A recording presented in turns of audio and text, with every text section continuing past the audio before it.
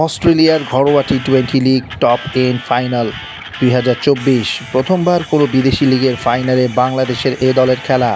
তবে টাইগাররা প্রতিরোধ করতে পারেনি শক্তিশালী বিগ ব্যাশের দল অ্যাডিলেড স্ট্রাইকার্স। 169 7 উইকেটে 20 ওভারের চ্যালেঞ্জিং স্কোর টার্গেট দেয় টাইগার এইচপি দলকে।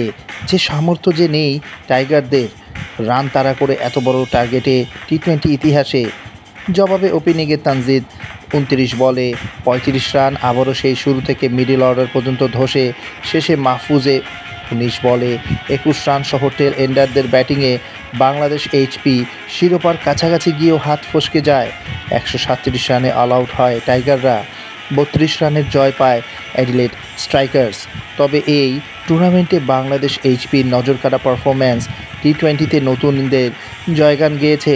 টুর্নামেন্টে বোলিংয়ে রিপন মণ্ডল 15 উইকেট তুলে শীর্ষে ও দ্বিতীয়তে সতীর্থ রাকিবুল হাসান 12টি উইকেট। ব্যাটিংয়ে পারভেজ ইমন, শামীম পাটোয়ারি, জিসান আলম, অধিনায়ক আকবর আলী সহ লেট মিডল অর্ডারে মাহফুজুর রহমান রাব্বির ব্যাটিং টাইগারদের টি-20 ক্রিকেটে নতুন এক প্রজন্মের ডাক দিচ্ছে।